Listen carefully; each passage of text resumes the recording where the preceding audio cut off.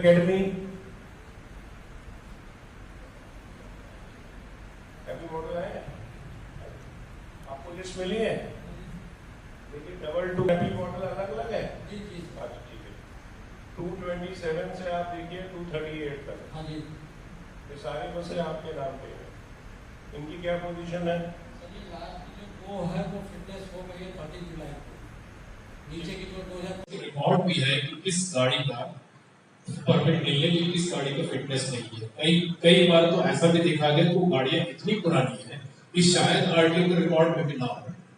अब ऐसी परिस्थिति में हमारे सामने एक दुविधा ये आती है कि हमने उनको मना तो किया कि नोटिस भी दिया, पेरेंट्स को भी लिखित नोटिस दिया, हमने रिसीविंग भी किया, सब कुछ किया, सब हमारे पास रिकॉर्ड में भी है कि ये गाड़ी गलत है, जितनी हमारी जान।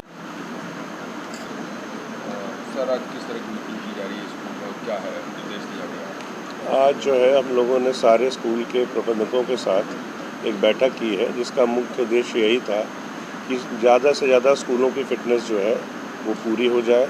कुछ संख्या ऐसी है गाड़ियों की जिनकी फ़िटनेस अभी नहीं थी, इसलिए हमने स्कूल वाइज सब उनके प्रबंधकों को लिस्ट दे दी है, ताकि जिनके भी स्कूल की फ़िटनेस नहीं है वो जल्दी से जल्द करा दी जाए। ट्रांसपोर्ट के लिए क्या निर्देश दिया गया, किस तरह से बच्चों को ले आया जाए? देखिए, इसमें सबसे महत्वपूर्ण जो चीज़ें थी कि ड्राइवर का लाइसेंस होना चाहिए, उसका पुलिस वेरिफिकेशन करा लिया जाए, गाड़ियों में एक अटेंडेंट भी रहे जो बच्चों को उतारने और उनको चढ़ाने में मदद करे, और इसके अलावा सड़क सुरक्षा के जो भी नॉर्म्स हैं उनका पालन किया जाए। सर स्कूल में दिखाया जाता है बच्चे अभी 18 साल के ऊपर जो लाइसेंस इशू किया जाता है, उससे कम कई लोग लड़के हैं हैवी बाइक्स लेके आते हैं, उसके लिए किस तरह से? आज इसी मुद्दे पर चर्चा हो गई है कि 18 साल से नीचे किसी भी बच्चे को कोई लाइसेंस नहीं दिया जाता है।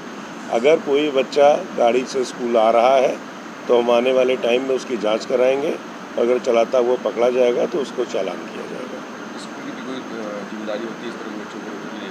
देखिए, पहली जिम्मेदारी तो इसमें अभिभावक की है, जिसने उनको वो गाड़ी दी है बगैर लाइसेंस की। तो हमारी पहली अपील तो अभिभावक से है कि अगर आपके बच्चे के पास लाइसेंस नहीं है तो कृपया उसको गाड़ी न दें चलाने के लिए। अभिभावक पर भी कुछ दंडात्मक कार्रवाई की जाए इस तरह का कुछ? देखिए, अब जो नया नियम है उसमें जो है अभिभावक पे भी कार्रवाई होती है अगर जो है बच्चा बगैर लाइसेंस के गाड़ी चलाया हुआ पाया जाता है।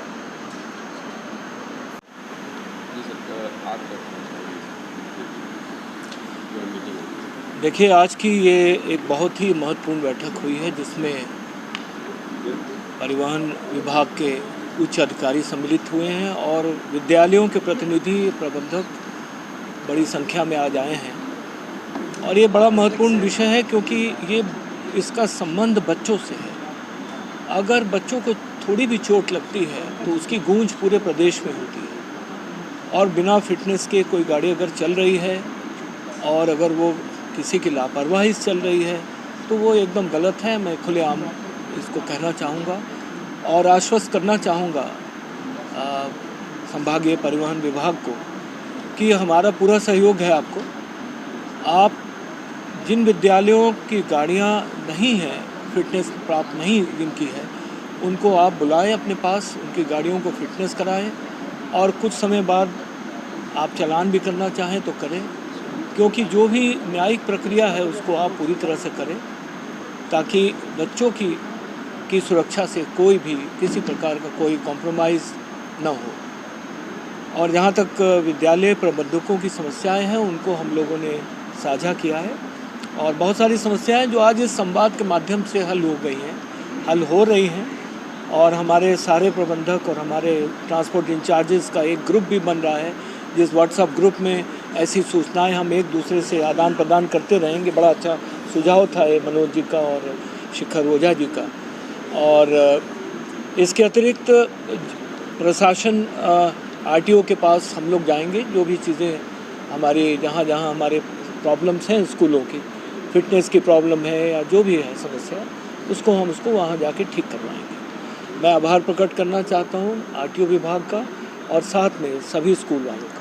धन्यवाद। जय हिंद। ड्राइवर मेल खड़ी होते हैं स्कूल के लिए, तो उसके लिए कोई वर्कशॉप या जैसे आई टेस्ट? जी हाँ, सभी स्कूलों से अनुरोध भी है और हम लोग कराते भी रहते हैं सनबीम में।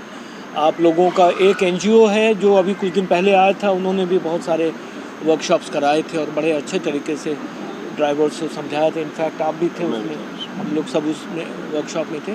और इनका आपने जैसे कहा है कि सीएमओ से कह के भी करवाएंगे ड्राइवर्स की आँखों की चेकिंग और मेडिकल और इन सब चीज़ों को पूरी तरह से सुरक्षा मानकों के हिसाब से सारी चीज़ें कराएंगे।